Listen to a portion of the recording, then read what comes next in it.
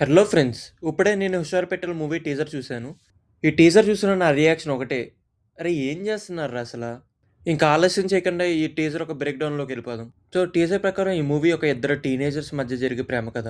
ఇది ఇలాంటి ప్రేమ కాదు. చాలా కామంతో కూడుకున్న ప్రేమ.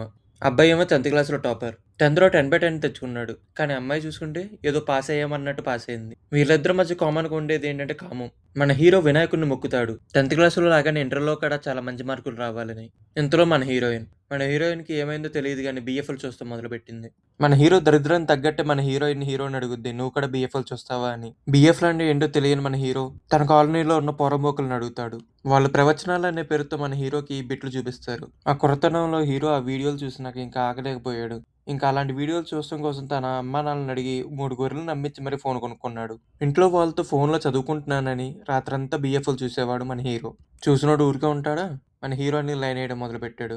మన హీరోయిన్ కాడ కావాల్సిందదే. ఇంకా కన్నులు కలిసాయి. హీరోయిన్ ఇంకా మాట్లాడుకుంటూ మొదలుపెట్టారు ఫోన్‌లో. ఇంకెన్ని రోజులు మాట్లాడుకుంటాం అని చెప్పి ఇంకా ప్రాక్టికల్స్ దిగడం మొదలుపెట్టారు. ఒక సమయం చూసుకొని హీరోయిన్ ఒక ఇంటికి వెళ్తాడు.